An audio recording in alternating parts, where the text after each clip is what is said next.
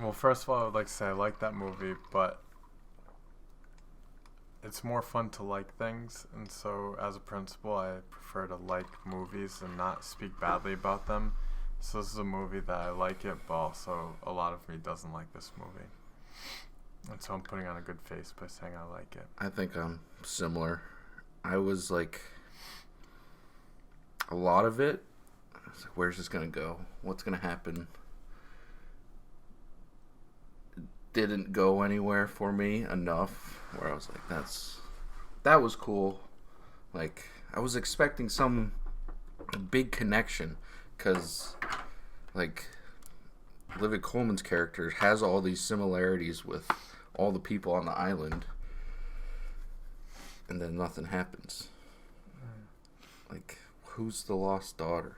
Is it? So at a certain point, I was like, is Olivia Colman the lost daughter? But it seems as though her mother was around. And There was one scene where she was like, "You're gonna make me go," like when the father is threatening bringing the kids to her mother's house. She's like, "You're gonna bring them back to that black or whatever place that shit I came from."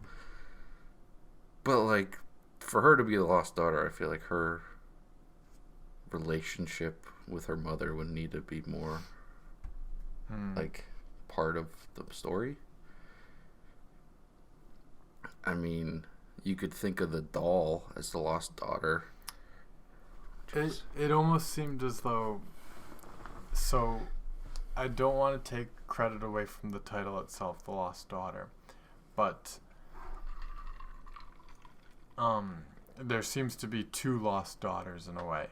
The first lost daughter is the daughter, Dakota Johnson's daughter, who gets lost for that second.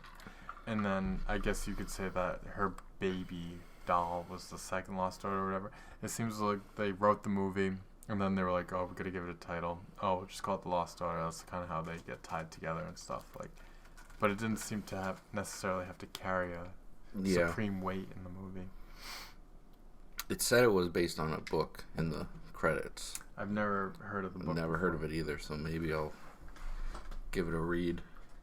So here's my thing. Alright, so I have a point to make about 2-hour long running times and then how it relates to this movie in general. Alright, so I love movies of all length. I can't help but feel as though there's obviously a million movies that are really good that are 3 hours long. I can't help but feel as though if you're going to have a movie that's an hour 45 plus, it at the very least has to have a theatrical release. And I feel as though movies that are straight to Netflix or movies that are made for a home watch ought to be an hour and a half. And also, obviously, there's more that goes into this than just the runtime itself. I suppose when I think of a 3-hour movie, I think of a movie that might have grand landscapes and stuff. When I think about an hour and a half movie, this movie would have been great as an hour and a half movie. I think so too. And I guess the thing about this movie is that we don't exactly finish where the movie started, but we more or less don't, like, as much of an adventure as this movie might be, but the way that it ends, it's not like we end on this completely unfathomable note that we couldn't have imagined from the onset. This movie is a meditation in many ways, it seems. And by the way,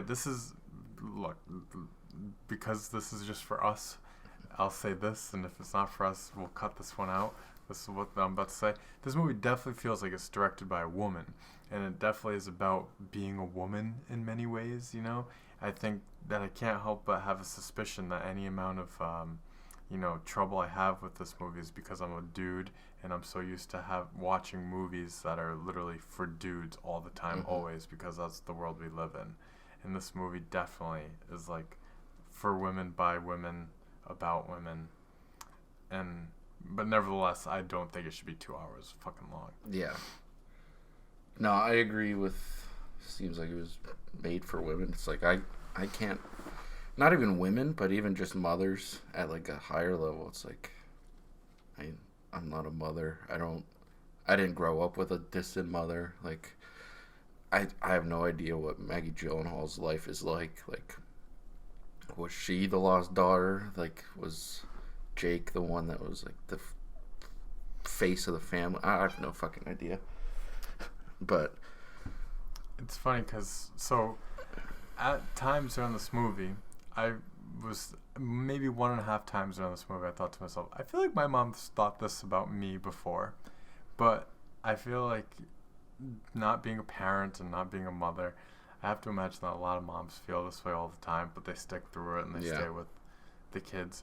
I'm sitting there the whole time like, man, I would not be a good dad because my kid hits me in the face, like, oh yeah, I don't know how I'd react to that. And by the way, one thing I liked about this movie for sure, I'm very curious about, is Olivia Colman and that other actor, whatever her name was, who plays the young version of her. They really did seem like the same character. They did a great job. And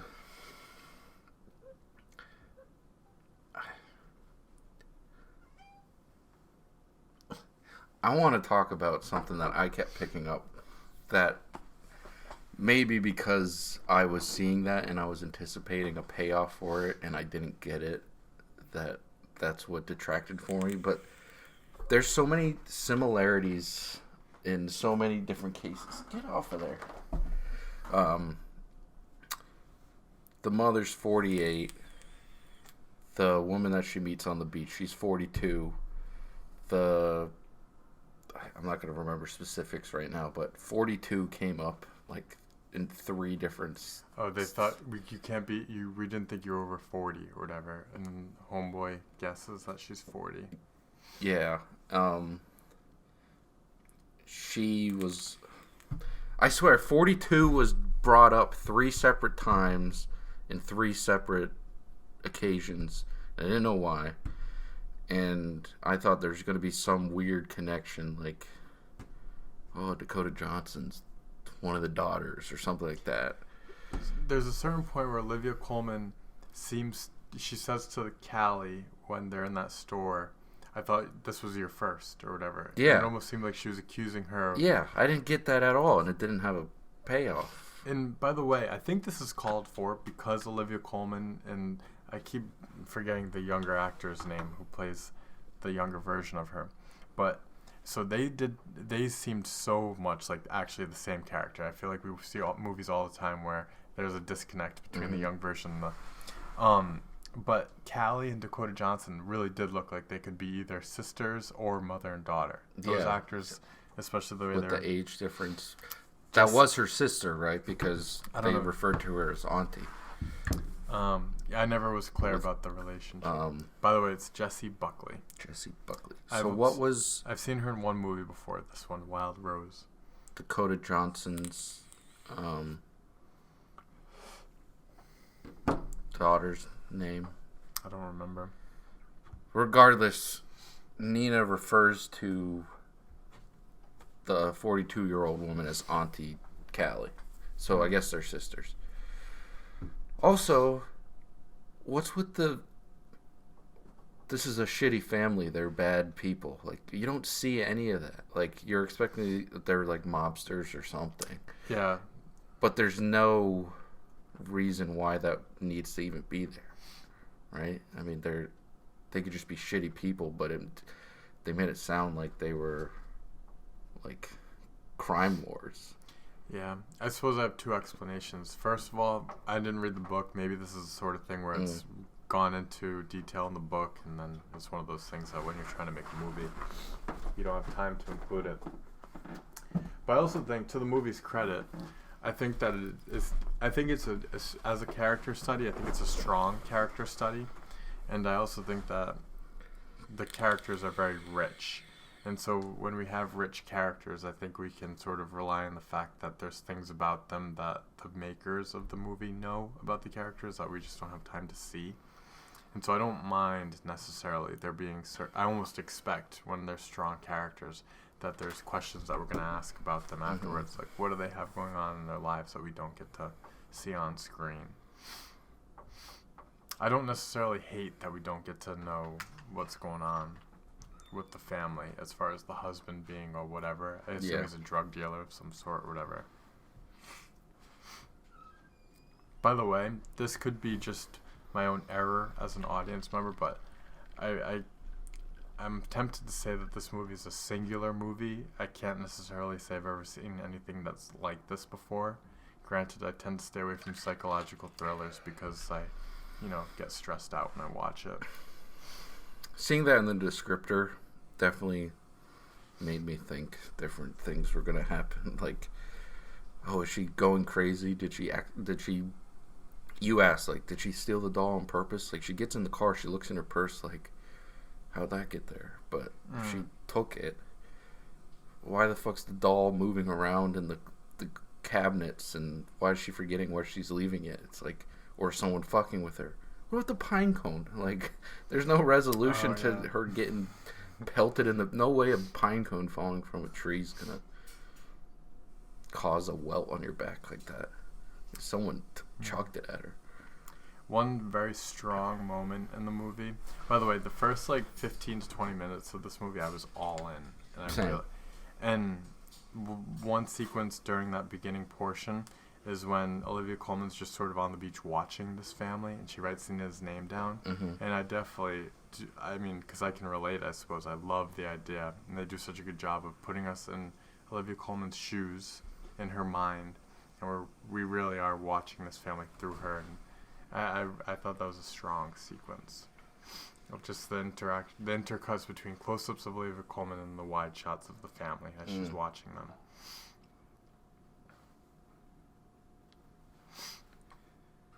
I guess there's just the other portion, like, everyone on the island seems to know that family's bad news. Like, when what's a beach attendant's name? Will or Ed? Will. Yeah. Where he's like, that was amazing of you standing up for people. No one does that because they're a bad family. Same thing with at the movie theater. Like, all those fuck ups are ruining the movie. Everyone's just turning a blind eye and looking at her like, are you crazy? Shut up. Don't say anything. By the way, I don't know what movie they were watching at the movie theater. I caught a glimpse of, I think, Liz Taylor, but I don't know what movie they were watching. I like to think that if you go to the movie theater in Greece, that you get to see classical Hollywood movies, though. I gotta say, Greece as a set, as a location. Oh, how'd you know that they were in Greece, by the way? I don't know. When I first saw the beaches and the fauna, I was like, looks like Mamma Mia. Mamma Mia takes place in Greece. And it's everything's white and it looks semi-tropical, and there's lots of blues in the town squares and whatnot. So I was like, looks like Greece. By the way, in the credits, during the thank yous, it turns out Peter Skarsgård and Maggie Gyllenhaal are married. Are they really? Mm-hmm. And I also saw that, I guess Maggie Gyllenhaal, this is her first feature she directed, but she directed a short that apparently stars Peter Skarsgård. Did not know that. I only saw it when I was looking at Letterboxd earlier. But she did write it, too, so that answers our question. There was something with Skarsgård's necklace. And I think she's wearing the same one. Later, it's that little pendant, and why is Nina touching the necklace like it means something to her? I don't know. There's just these all unanswerable questions that are frustrating to me. By the way, on the whole, I'm willing to say that I think we're in good hands when we watch this movie. It's not a bad movie by any means. I don't think I got enough answers. And I'm okay with not getting answers, but this one I was like, could use a little more. Generally speaking, something that I don't care when drama happens because of lies. I like it better when drama happens because the characters keep telling the truth to each other and it fucking hurts. Mm-hmm. I could have done. There's a moment. I think it's when she says, "Oh, I had your number. I've been following you for 10 minutes. That was you who saw me yesterday, or whatever." She said, "I know you saw me with Will." At that moment, I was like, I don't even give a fuck if Olivia Colman doesn't tell her that she took the doll. At least say, I've cheated on my husband too.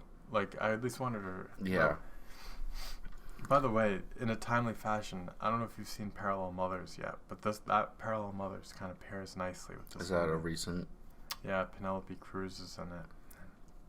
Is that nominated? She was nominated for Best Actor. Is Javier Bardem in that? No, he was in the Lucille Ball movie. Is that? What's the Ricardos? That's the Lucille Ball movie. Everywhere I go is like, I can't believe this movie got not. Like, you're gonna snub other movies for this? Have you seen it? I haven't yet. It seems like, I don't know. I don't think this is Best Picture worthy, in my opinion. The first 20 minutes, I thought maybe. Yeah. But afterwards, I'm like, yeah. But then again, I don't know. I could go on about the Oscars and whatnot, but I can't exactly hold the Oscars accountable of making the right choices when it comes to these things. You know what I mean? They've never perfectly nominated things, but that's like the whole politics of the Oscars anyway. It's like someone has a fancy dinner with the Academy and it's like, get some presents. Like, oh, should nominate me. Yeah, that, and also Hollywood's trying to perpetuate itself and sort of advertise itself, and so they are going to nominate the people who it suits the industry in general. You know what I mean? Which is so weird. It's like, if you want, like, the viewership of the Oscars is at constant decline. Mm-hmm. Like, maybe like a Spider-Man should get more recognition because it makes the most money for the year. People see it, people care about it. I don't know if it's necessarily cinema. I get the disconnect. It's like, do you give the best movies the awards or the movies that most people like awards? I wouldn't have hated it if Spider-Man got nominated this year. I didn't like when Black Panther got nominated. I was like, that movie is so meh. Mm. And by the way, so you just said in passing, is it cinema or is it not or whatever? Because I know Martin Scorsese. yeah, give me Marty's opinion. Yeah, so, alright, I was just talking about this with my friend Jamie earlier. I was on the phone with her on the way here, and she saw Spider-Man. We were talking about it briefly. She said, I want to know your thoughts. So here's my thoughts on Spider-Man, but CGI in particular. I don't think I've said this to you yet. So again, I like to like things, and I don't like to dislike movies. And so the way that I think of CGI is that I don't dislike CGI, but it undermines a lot of the things I like about movies. Have I ever told you this before? Yes, you have. Yeah. And so anyway, I think Spider-Man should have been nominated. Or no, I can see that a case could be made for Spider-Man to be nominated, you know. Mm-hmm. I haven't taken the time to put my perfect nominations together or whatever. Like, I think like just a simple argument to that is, what movie made the most amount of money? Can't you say that's like one of the best movies of the year because it got the biggest group of people to enjoy it? mm-hmm. Like, yeah, it's not typical cinema, but everyone fucking loves it. By the way, when it comes to the idea of like what is cinema, I don't think Spider-Man, CGI or no CGI, is any more or less cinema than a lot of the other nominations anyway. You know what I mean? Yeah. Like, so I haven't seen the Lucille Ball movie, whatever it's called, but I know that it's directed by Aaron Sorkin, and I watched his movie, The Chicago 7 or whatever. Yeah. And just by seeing the trailer for the Lucille Ball movie, I already saw it, and I'm an asshole for saying this because I didn't see the Lucille Ball movie, but just by watching the trailer, I could see a lot of hints of what was in the Chicago 7 movie, which is that Aaron Sorkin writes a movie, but then he directs it, and like the way he directed the Chicago 7 movie was, it was so obviously digitally shot, no effort whatsoever was made to light the thing. It was so clearly just all, the camera did all the just adapting to the lighting in the room. And I see that a lot with, was that the first Sorkin directed? If I'm not mistaken, it was, but I don't follow his career closely enough to know for sure. All I know is that people are like, you shouldn't direct. Just let him write, and the writing will catapult your film miles more than him directing it as well. Like, Social Network is one of my favorite movies of all time. Fincher's not afraid of using CG and fake backgrounds or whatever. But the writing was Sorkin and the good I think it's great directing by Fincher. It's like it's a good movie. But I also don't know enough about it to say it. And I was actually reading my senior paper from high school last night where I was writing my argument for my thesis was CG has propelled films to another level. And I was reading through it and I'm like, kind of shit on Blade Runner and The Thing. And I was like, man, I really don't agree with my paper anymore. I've come to actual appreciation for non-CG filmmaking. It's just, it works for many things. It doesn't work for many things. And I don't know. Kind of got on a tangent there and lost my train of thought. But no, I'm with you all the way.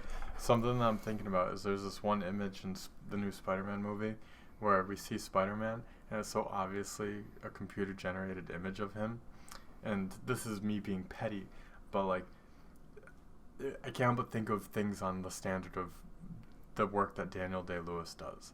And so it's like Tom Holland should have taken that role. Obviously, it's a beautiful role to take, money-wise, career-wise. But it's like, if you're an actor who loves his work, how can you bear to watch a single image of yourself that actually isn't you?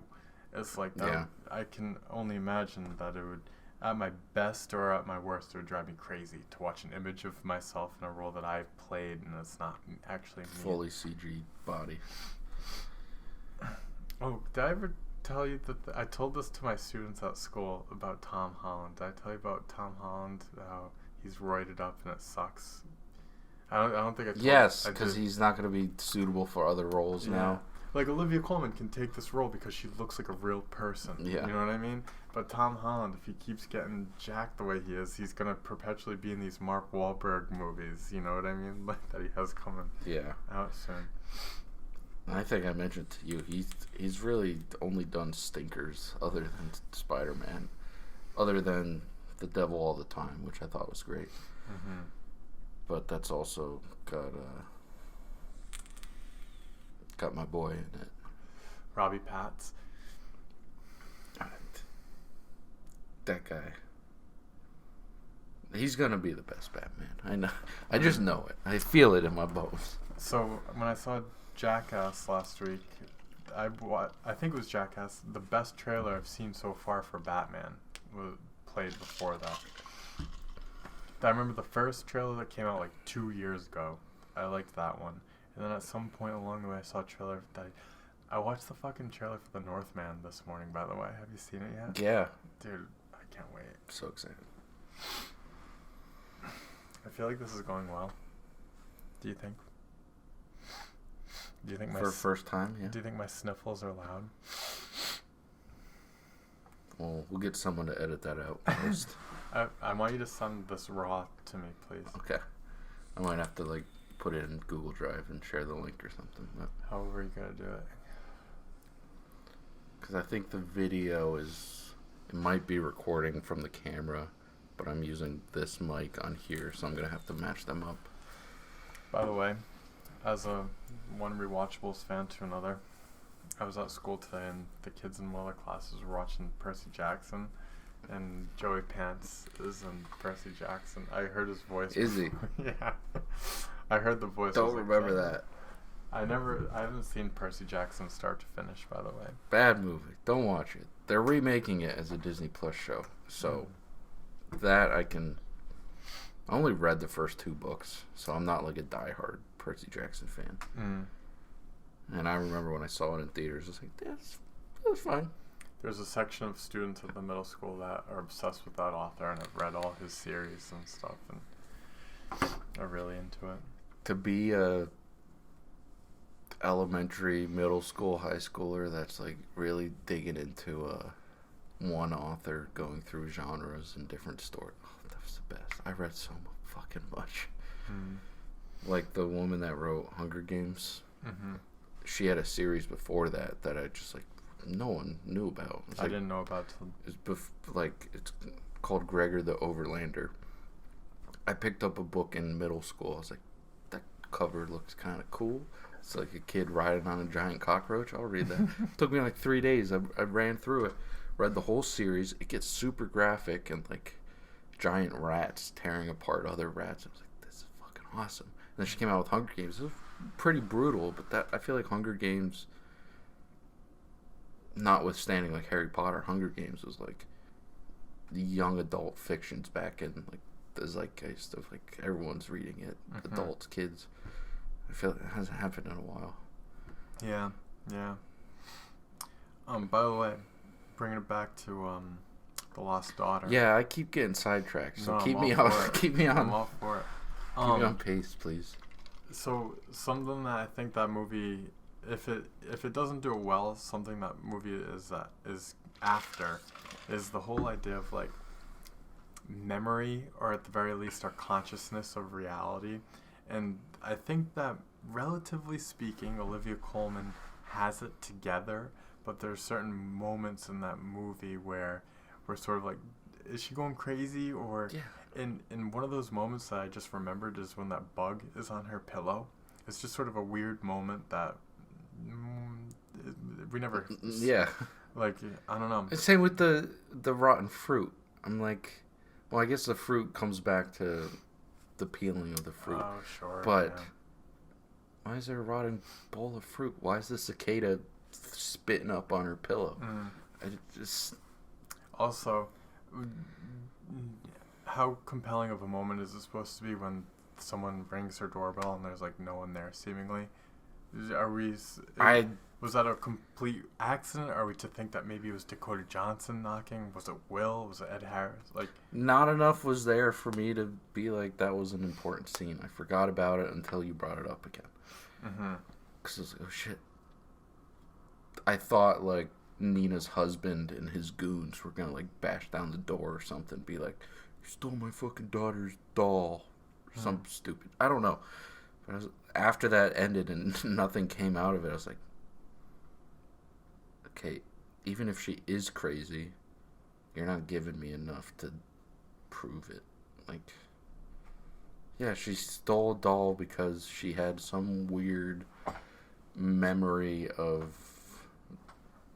her with her daughters. So this is kind of borderline crazy, but I was thinking about this the other day, and I feel like the movie we just watched relates to it. So, alright, one of the cool things about life is that most of the moments in our lives are very trivial. So, but during these trivial acts, we can be thinking about very heavy and real things that are important to us or traumatic to us. So, like, if I'm pumping gas, you watch me and I'm just a guy pumping gas, but maybe I'm thinking about my mom, or like a deep regret of this thing that I did back. And I feel like a reading of this movie could be that, like, it is sort of all that we see in a way, especially in Olivia Colman's life, like at the vacation that she takes. It's all relatively trivial. All she did was take a fucking doll, whatever. She's peeling fruit, whatever. She meets a couple people, whatever. But the life that she's gone through, these trivial things spark these very real, which is her abandoning her family for 3 years or whatever. I guess that's the point that I have to make. No, that's a good point. Okay, here's me being pretentious and dwelling in deep waters. So, like, alright, Laura told me that this movie's really great and she likes it or whatever. And she wasted 2 hours of my time. Yeah. And so Laura's a good audience member, but nevertheless, here's me being pretentious. So I think that this movie is a further proof that audience members, even your most average audience member, are intelligent viewers. They can watch something that is either good or bad, but I think that this is a movie where, you know, it lends itself to have to be interpreted. You have to interact with this movie, so the general public is a good audience member. It's a thinking, you know, entity. But on the other hand, you know, we're both people who watch a lot of movies, and this movie isn't any more or less special than your average movie, honestly. Yeah. Like, it's clearly well made, it's conscientiously made and everything, but, I mean, there's definitely richer and denser movies out there that test an audience member's interactions better than this one. I suppose. Not once during the viewing was I like, nah, this is bad. No, it's like it's a competently made film. Just didn't do it for me. I liked a lot of it. I think I just wasn't given what I wanted. And I don't know if that's... I have a bad habit of not paying attention to movies on home streaming. Like, anytime I'm in the theater, don't touch my phone, obviously. It's like, I hardly touched my phone tonight. Like, we only paused to go to the bathroom or whatever. It's like, I still... So I was paying attention. I wasn't missing anything. I still feel like I didn't get enough out of it. And I suppose this goes back to like home viewing, which is I'm with you all the way. I'm a more attentive viewer at the movie theater. But when we're at home, it's a different negotiation, which I can't help but think also, is another argument of why a runtime should be shorter for home viewing. It's a different negotiation. I have snacks at home. I have my phone at home. I can't tell you how many times I've watched something by myself and just paused it and taken breaks, you know what I mean? This is a long-ass movie for being at home. 2 hours and 2 minutes. I mean, last movie of note that I watched at home was The Matrix, the new Matrix. And my opinion on that movie is a whole different story, but like I still watched it intently because I was like, I love The Matrix. I even like the sequels. That movie had me bored and on my phone, and I was like, I was intent, but not enough to where, like, even if I saw it in theaters, I'd be sitting there like, still going? Like, I don't know. I feel like my opinion of watching movies has, not my opinion, my bar is raised so much. Because, like, my buddy Will, we'll both go see the same movie the same week or whatever and be like, oh, he loves every movie he watches. And God bless. I wish I could enjoy every single movie I watch, every TV show I watch. Now, with the amount of content that comes out regularly, Ozark, the new season of Ozark being a thing recent in my mind is that, like, I've seen this story before. I've had enough of this. You're not doing enough different.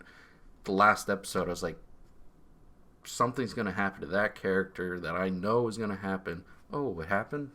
Didn't affect me. I'm like, I don't know. I'm asking too much for something that I could never do. Like, I want more, but I feel like I'm greedy and asking for more. When you say that, what season of Ozark is this, by the way? This is season 4, part 1. When you say you've seen this before, do you mean from Ozark itself or just media in general?